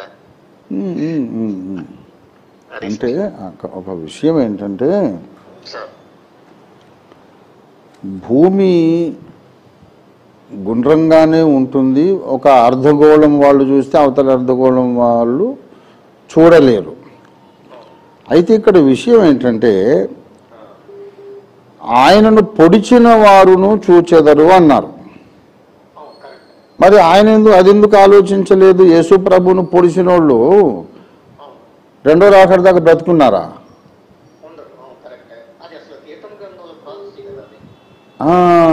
కాబట్టి ఆయనను పొడిచిన వారు అనే మాట ఇశ్రాయేలు జనాంగమునకు ఒక సాదృశ్య నామం. ఆయనను పొడిచిన వాళ్ళు ఎవరంటే ఇశ్రాయేలీయులు. నీ చేతులకు పాదాలకు గాయములు ఏంటంటే నన్ను ప్రేమించిన వారింట నేను ఉండగా నాకు వాళ్ళు గాయాలు చేశారు అని అంటాడు. అందుచేత యేసు ప్రభువు వారు వచ్చేటప్పుడు ఆయన్ని ప్రతినేత్రము చూచును అని అంటే అందరి మనోనేత్రాలకు ఆయన కనపడతారు. భౌతిక నేత్రాలనే కాదు, అందరి మనోనేత్రాలకు ఒకేసారి ఆయన దేవుడు అన్న సంగతి ప్రత్యక్షం కావడానికి ఏమండి ఈ భూగోళం యొక్క అర్ధగోళము అవతల అర్ధగోళము అనే అవసరం లేదు, ఇంకా ఆ ప్రసక్తి లేదు. భౌతికంగా కనపడాలంటే ఒక అర్ధగోళంలో చూస్తే అవతల అర్ధగోళం కనపడదు. మనోనేత్రాలతో చూడడానికి అభ్యంతరం ఏమీ లేదు, ఆటంకం లేదు. అది విషయం. God bless. ఓకే అండి, థ్యాంక్స్ ఫర్ కాలింగ్ సార్. అదేవిధంగా కొరింథీ సంఘంలో ఉన్నటువంటి వారు అన్ని కృపావరాలు కలిగినటువంటి వారు, మరి శరీర సంబంధులుగా వారు ఎందుకు ఉండాల్సి వచ్చింది? ఆత్మ సంబంధులుగా మారడానికి ఎంత టైం పడుతుంది? దాని కొరకు ఏం చెయ్యాలి? ఇప్పుడు వారు అడిగిన ప్రశ్నలోనే సమాధానాలు వారికే తెలిసి అడుగుతున్నారు. వారికి తెలియదని కాదు, వారికి ఇప్పుడు ఇదే ప్రశ్న వారిని ఇంకెవరిని అడిగారనుకోండి చక్కగా గురుపీఠం అలంకరించి చెప్పేస్తారు వారు. కాకపోతే ఆయనకి ఈ విషయం బాధాకరంగా ఉంది కాబట్టి అడిగారు. ఇప్పుడు కొరింథు సంఘము 9 కృపావరములలో ఏ వరములోనూ లోపము లేని వారు అయినప్పుడు శరీర సంబంధులు ఎలా ఉన్నారు, ఎందుకు ఉండాల్సి వచ్చింది అని అన్నారు. ఆ ప్రశ్నలోనే సమాధానం ఉంది. పరిపూర్ణులైన వారికి మాత్రమే కృపావరాలు ఉంటాయి అని మనం సిద్ధాంతీకరించకూడదు. We cannot dogmatize, we cannot make a theory or a doctrine that only perfect people will have the gifts of the Holy Spirit. పాత నిబంధనైనా కొత్త నిబంధనైనా దేవుని చేత సాక్ష్యము పొందిన వారు కూడా కొన్నిసార్లు పొరపాట్లు చేశారు. ఇప్పుడు దావీదు సంగతే మనం చెప్పుకున్నాం. చాలా గొప్ప సాక్ష్యం పొందాడు, మళ్ళీ గొప్ప పాపం కూడా చేశాడు. కనుక కృపావరములు మన సంపూర్ణతను బట్టి రావు, దేవుని కృపను బట్టి వస్తాయి. కనుకనే వాటి పేరే కృపావరాలు, కృపను బట్టి దొరికే వరాలు.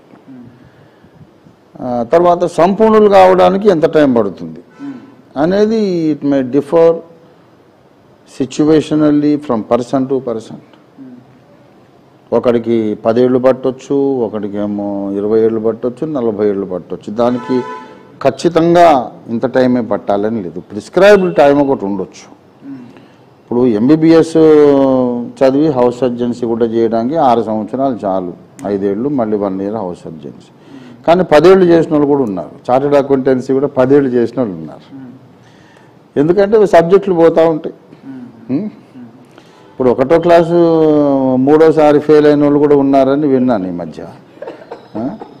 10వ క్లాస్ 7వసారి ఫెయిల్ అయిన వాళ్ళు ఉన్నారు. మొన్న కానీ ముసలాయన 80 ఏళ్ల వయసులో 10వ క్లాసు పాస్ అయినాడు, 83 ఏళ్ల వయసులో. ఎందుకు అంటే పట్టువదలని విక్రమార్కుడు రాస్తానే ఉన్నాడు. ఎవ్రీ ఇయర్ ఫెయిల్ అవుతున్నాడు. ఈ కరోనా పుణ్యమని ఫీజు కట్టిన వాళ్ళందరినీ పాస్ చేయమని ప్రభుత్వం చెప్పేసరికి 83 years old తాతయ్య గారు 10th క్లాస్ పాస్ అయ్యారు.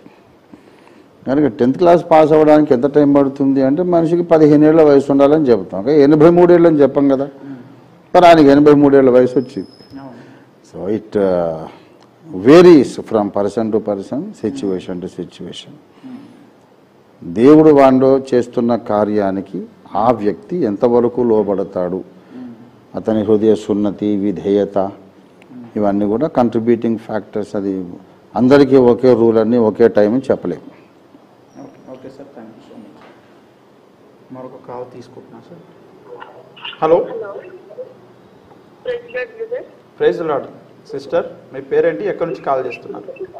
నా పేరు స్వాతి బ్రదర్, రాజీవ్ గాంధీ నగర్ నుంచి. ఓకే అమ్మా, మీ ప్రశ్న ఓఫీస్ సార్ని అడగండి. అమ్మ అడగండి, చెప్పండి. చెప్పండి అమ్మా, నమస్తే, చెప్పండి. హలో అమ్మా వింటున్నాను, చెప్పండి తల్లి. అమ్మా ప్రైజ్ లార్డ్ అమ్మా, చెప్పండి మీ డౌట్.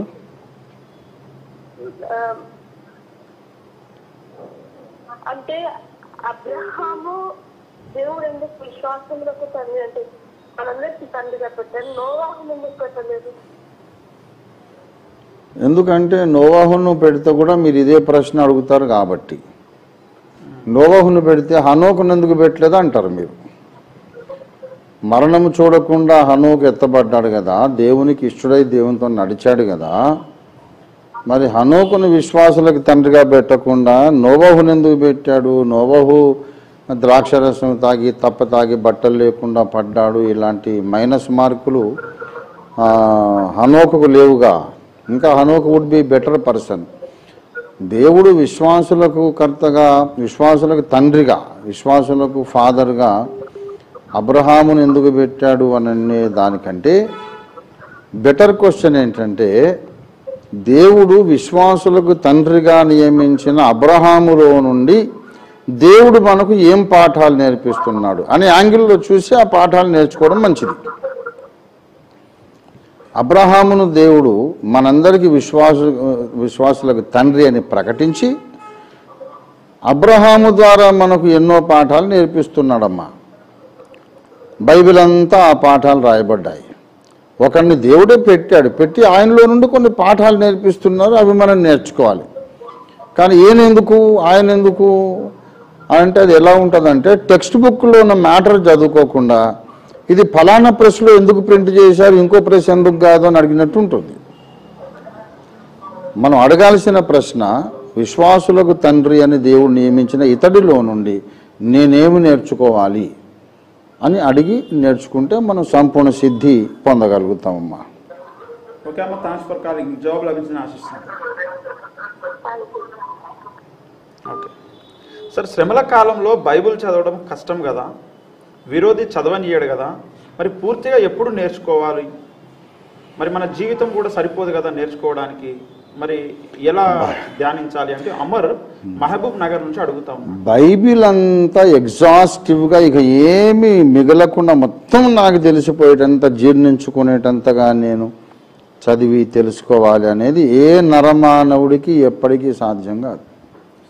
నాకైనా, మీకైనా, ఆ బ్రదర్కైనా, పౌలు భక్తునికైనా, ఎవరికైనా సాధ్యం కాదు. టోటల్గా perfect wisdom about the Bible, perfect knowledge ఉన్నవాడు ఒకే ఒక్క వ్యక్తి, ఆయన పరిశుద్ధాత్మ దేవుడు.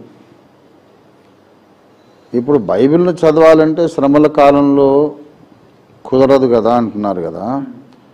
మరి ఇప్పుడు శ్రమలు రాలేదు కదా, ఎందుకు చదవడం లేదు? శ్రమల కాలంలో ఎలా ఉంటుందంటే ఇరుకులో విశాలత, ఇరుకులో విశాలత. బైబిల్ గ్రంథాన్ని పట్టుకొని పోయి ఇప్పుడు చైనా దేశం ఉంది. బైబిల్ను పట్టుకుపోయి దాన్ని 100 భాగాలు చేసి 100 మంది విశ్వాసులు ఒక్కో భాగాన్ని కంటతాబట్టి తర్వాత సైనికులు వచ్చి బైబిల్ని తీసుకెళ్ళి కాల్చివేసిన మొత్తం బైబిల్ అంతా బై హార్ట్ చెప్పగలిగిన ఈ 100 మంది లేక 50 మంది విశ్వాసులు ఆది కాండము 1వ అధ్యాయం నుండి 50వ అధ్యాయం దాకా కంటతా చెప్పగలిగిన బ్రదర్ ఒకడు ఉంటాడు. లేకుంటే ఆది కాండంలో మొదటి 25 చాప్టర్స్ ఒకరు, లాస్ట్ 25 ఒకరు. నిర్గమాకాండంలో 40 చాప్టర్స్ కనుక 21 వాళ్ళు నిలబడి వల్లిస్తారు. అప్పుడు బైబిల్ వాళ్ళ గుండెల్లో ఉంది, దాన్ని ఎవరు కాల్చలేరు. అలాగే శ్రమలు వచ్చినప్పుడు దానికి వేరే పరిష్కారం ఏదో దేవుడు చూపిస్తాడు. ఇంకొక విషయం కూడా చెప్తున్నాను, బైబిల్లోని అక్షరాలన్నీ తెలిస్తేనే మనం సంపూర్ణం కాగలం అనేది లేదు. అసలు బైబిల్ అనేదే లేకముందు హనోకు దేవునితో నడిచాడు.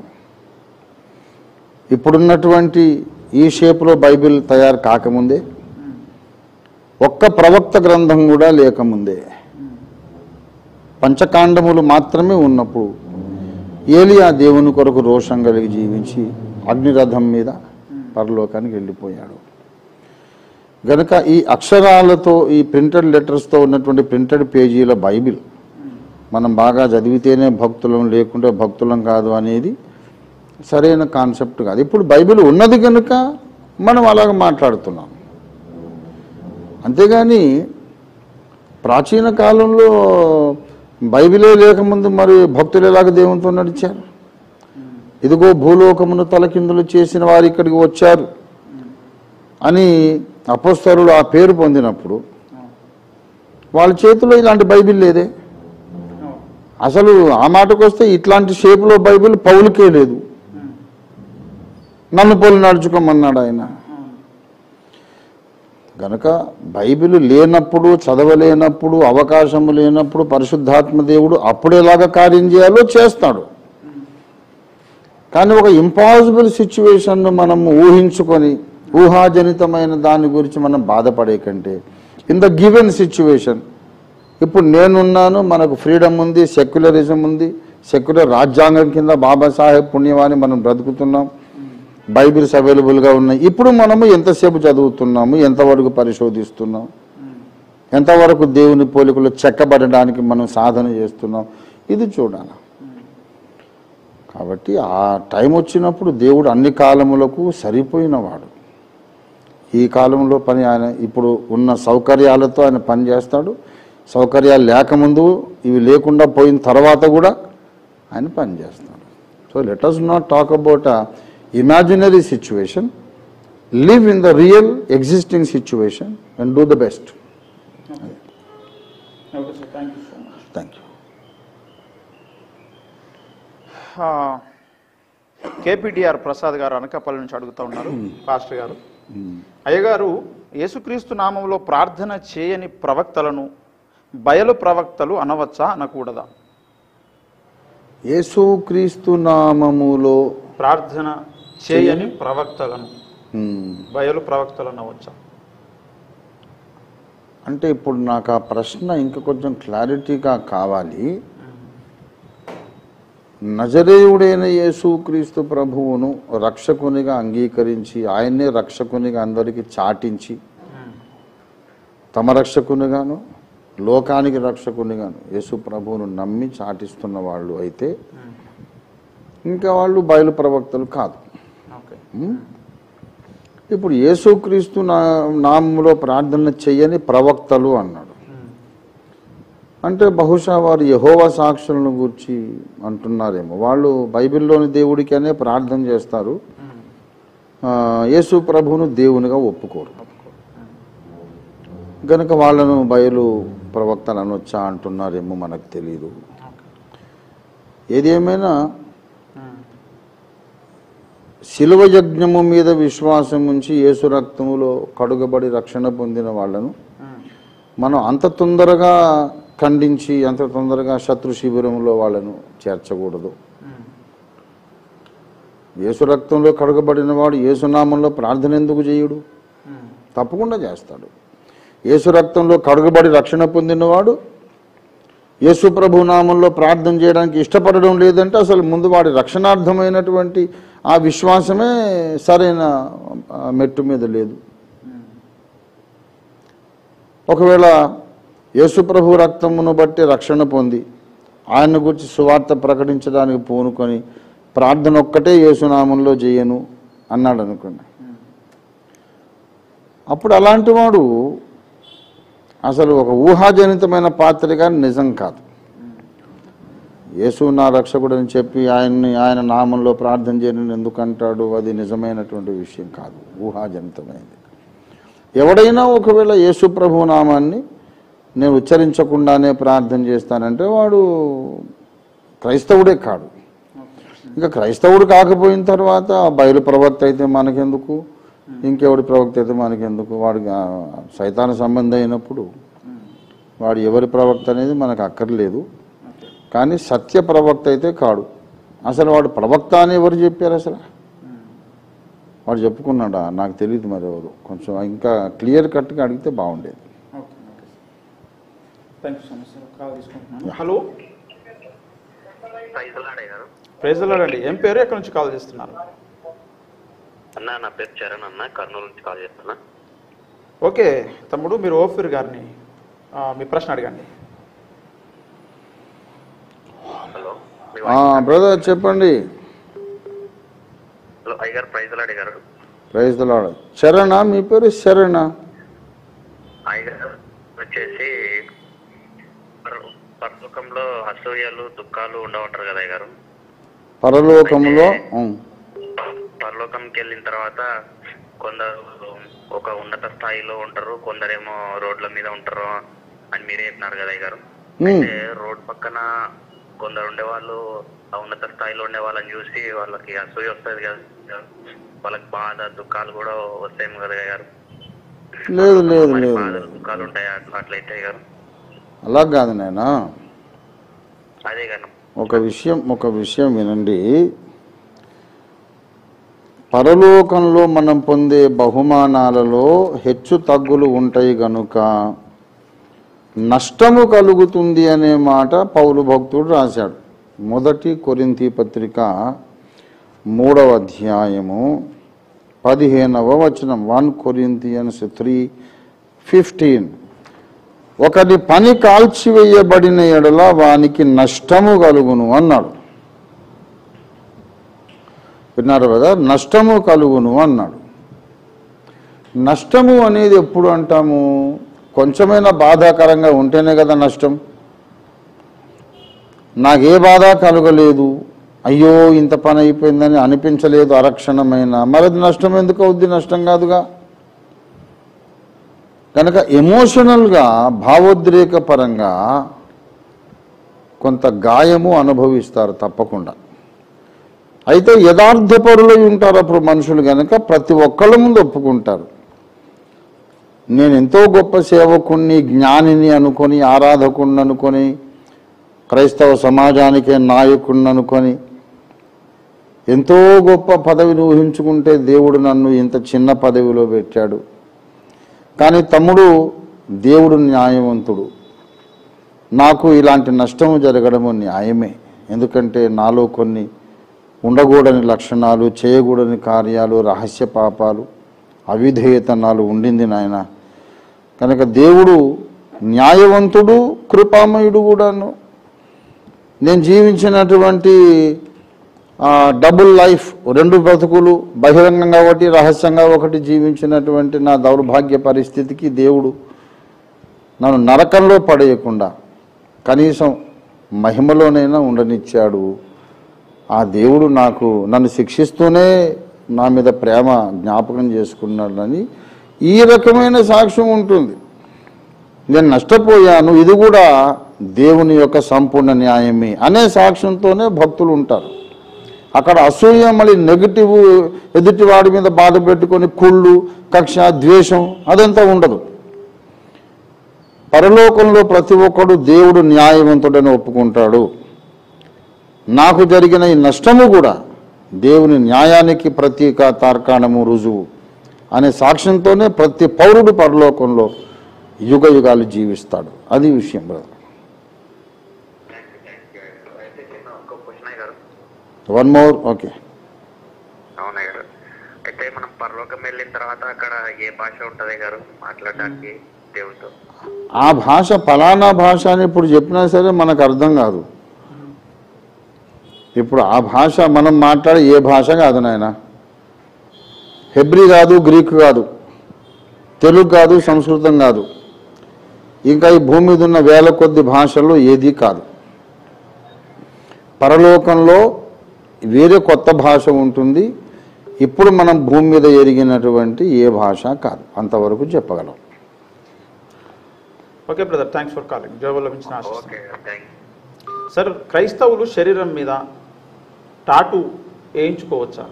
మా యొక్క భర్త యొక్క పేరును నా మీద రాయించుకోవాలని అనుకుంటున్నాను చేయి మీద అంటూ అడుగుతూ ఉన్నారు. ఎలిజబెత్ గారు అడుగుతా ఉన్నారు. యాక్చువల్గా ధర్మశాస్త్రంలో దేవుడు పచ్చబొట్లు పొడిపించుకోవద్దని చెప్పాడు. ఇప్పుడు భర్త పేరు అమ్మాయి ఒంటి మీద ఎందుకు, చేతి మీద ఎందుకు నాకు అర్థం కాలే. ఫ్యాషన్ అయిపోయి ఇప్పుడు అసలు వేయించుకోవచ్చునా అని అడిగారంటేనే బైబిల్ ఖండిస్తుందేమో కదా అని అనుమానం ఉన్నట్టే కదా. మరి అనుమానం ఉన్నప్పుడు ఎందుకు చేయాలి? ఇలాంటి వాళ్ళందరికీ కూడా సహాయకరంగా ఒక వచనాన్ని నేను చదివి వినిపించాలని నేను ఆశపడుతూ ఉన్నాను. రోమా పత్రిక 14వ అధ్యాయం చివరి వచనం 23వ వచనం. రోమా 14:23. అనుమానించువాడు తినిన ఎడల విశ్వాసము లేకుండా తినును గనుక దోషి అని తీర్పు నొందును. విశ్వాసమూలము కానిదేదో అది పాపం. ఇది ఒకవేళ తప్పవుతుందా అని అనుమానం ఉన్నప్పుడు అది మానేయడం మంచిది. ఇది తప్పు కాదు అని మీకు 100%గా నిర్ధారణ ఉంటేనే ఏ పనైనా చేయాలి. ఒకవేళ తప్పవుతుందేమో అని భయం ఉంటే ఎందుకైనా మంచిది, మానేయడం మంచిది. ఇప్పుడు అది పచ్చబొట్టు పొడిపించుకోకపోతే నష్టమేముంది? సంసార ధర్మానికి ఆటంకం లేదు, వారి ప్రేమకు ఆటంకం లేదు, కలిసి దేవుణ్ణి మహిమపరచడానికి ఆటంకం లేదు. కాబట్టి ఆమెకు అనుమానం ఉంది కనుక చేయకపోవడం మంచిది. ఇప్పుడు ఏం పర్లేదమ్మా చెల్లెమ్మ చేసేసుకోడా నా పచ్చబొట్టు అని చెప్పడానికి కూడా నా వైపు నుండి ఇది ఆమెకు క్షేమాభివృద్ధి కలిగిస్తుంది అనే నమ్మకము, ఆ కారణం కూడా లేదు. పర్వాలేదు చేసుకోండి అని నేను చెప్పలేను. ఎందుకంటే ఇప్పుడు మంగళసూత్రం ఉంది. మంగళసూత్రం అనేది సామాజిక అవసరం. మంగళసూత్రం లేకపోతే సమాజం అడుగుతుంది, పచ్చబొట్టు లేకపోతే అడగదే. ఏమే వివాహిత స్త్రీ అనడానికి మంగళసూత్రం మెట్టలు ఉండాలి. మన ప్రాంతంలో నార్త్లో కానీ సౌత్లో కానీ కొన్ని జాతుల్లో కొన్ని కులాలు అది కూడా ఉండదు. కొన్ని హిందీ బెల్ట్లో కొన్ని హిందీ రాష్ట్రాల్లో మాథేపే సింధూర్ భరణ, ఎర్రగా సింధూరం పొడి పాపిటలో పెడితే పెళ్ళైన స్త్రీ అనుకుంటారు. మంగళసూత్రాలు చూడరాడు. ఒక్కో ప్రాంతంలో ఒక్కొక్క ఆచారము. కానీ ఇప్పుడు వివాహానికి సింబల్గా, వివాహం జరిగిందనే సింబల్గా ఉన్నటువంటి విషయాలు సామాజిక అవసరం కనుక ఎవరు వద్దన్నా ఎవరు కాదన్నా తప్పకుండా ఆ ఆచారాలు పాటించండి అమ్మా, సమాజం నిన్ను గౌరవిస్తుందని చెప్తాం. ఈ పచ్చబొట్టు అటువంటిది కాదు, ఇది కొంచెం ఎక్స్ట్రా ఫిట్టింగ్ లాంటిది. ఇది అది లేకుండా బండి నడుస్తుంది. బండికి ఇంజన్ చక్రాలు ఉంటే చాలు నడుస్తుంది. ఈ ఎక్స్ట్రా ఫిట్టింగ్ తీసేయడం మంచిది. Okay sir, thank you so much. మరి ఈ రోజు యొక్క థ్యాంక్ యూ. కార్యక్రమం సార్, ఇంతవరకు అనేక సందేహాలకు జవాబులు దయచేశారు sir. Thank you so much, కృతజ్ఞతలు. Thank you very much. వచ్చే వారం ఇప్పటివరకు మీరు పంపించిన సందేహాలకు, మీరు కాల్ చేసినటువంటి కాల్స్కి అన్నిటికి కూడా జవాబులను పొందుకుందాం. వచ్చే వారం మళ్ళీ కలుద్దాం. అంతవరకు అందరూ ప్రార్థించండి. మీకు తెలిసిన వారందరికీ కూడా ఇప్పటి వరకు తెలియజేయబడినటువంటి సమాధానాలు మీరు చూడండి. మీకు తెలిసిన చర్చ్ మెంబర్స్ కానీ స్నేహితులకు కానీ ఫార్వర్డ్ చేయండి, వారు కూడా దీవించబడతారు. అప్పుడు మీకు ఇంకా ఏవైనా సందేహాలు ఉంటే అప్పుడు దయచేసి మీరు వాట్సాప్కి పంపించండి లేదా కాల్ చేయండి.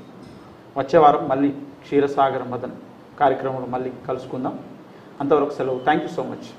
Thank you very much.